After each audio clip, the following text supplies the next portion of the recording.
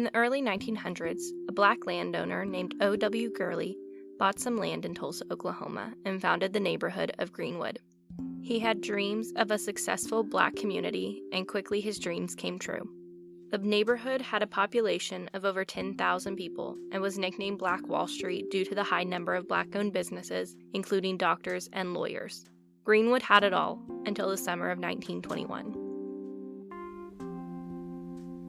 On today's episode of Hints of History, we are going to look at the Tulsa Race Massacre of 1921.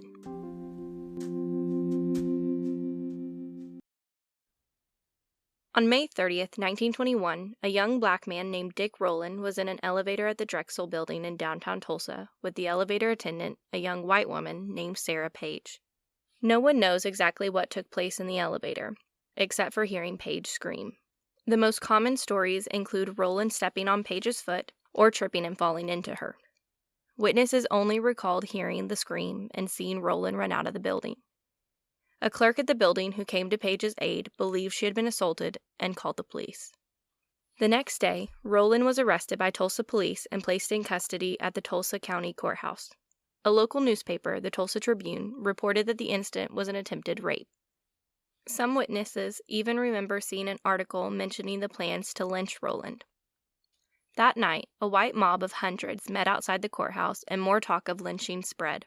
The group wanted police to release Rowland to them. However, the sheriff did not allow this. He barricaded Rowland into the top floor of the courthouse and even turned off the elevator and stationed his men strategically to stop any intruders. Within a couple of hours, a group of armed black men from Greenwood came to the courthouse to help defend it. At this point, the white mob had increased to around 1,000 people. Some members of the mob, upon seeing the black men arrive with guns, went to find their own weapons. A number of them even broke into the National Guard before returning to the courthouse. People from all over Tulsa came to join both sides, with the group numbering over 2,000 white men and 100 black men. At one point, a white man approached a black man carrying a gun and attempted to disarm him. A shot was fired, and this officially started the race massacre. Gunfire rang out on both sides for less than 30 seconds and left close to a dozen men dead or wounded. The black men fled to Greenwood, knowing how outnumbered they were. Members of the white mob gathered at the police station, and around 500 of them became special deputies, with instructions from the police to kill. Stores selling guns across town were broken into as members of the white mob began arming themselves. Fighting carried on throughout the night as cars full of white men drove through Greenwood, firing at houses, killing people on the street, and even breaking into houses and killing anyone inside.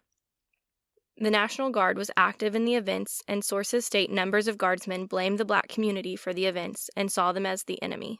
Fires were set, and by morning, over 24 black-owned businesses were burned.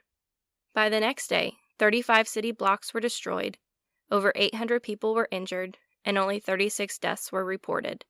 However, more recent studies believe the real number to be over 300. 10,000 black Tulsans were left homeless and living in tents throughout the following winter, despite help from the American Red Cross. A large portion of the black community had been picked up throughout the night and placed in custody at detention centers around town. Citizens of Greenwood attempted to rebuild, however, the city passed local mandates preventing this.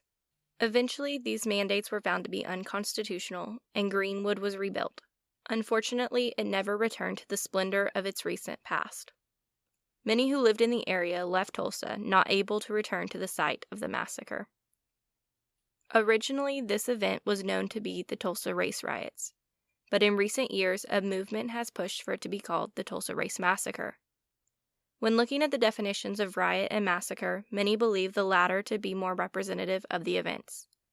Over the past 20 years, Tulsa has created a commission to study exactly what took place between May 30th and June 1st, 1921, and attention continues to grow on this once hidden part of U.S. history.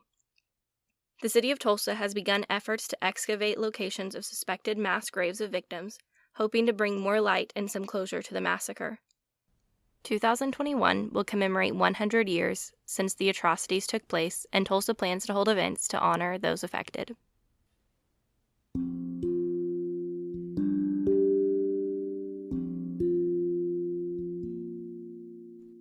Sources used in this episode can be found at our website linked in the show notes.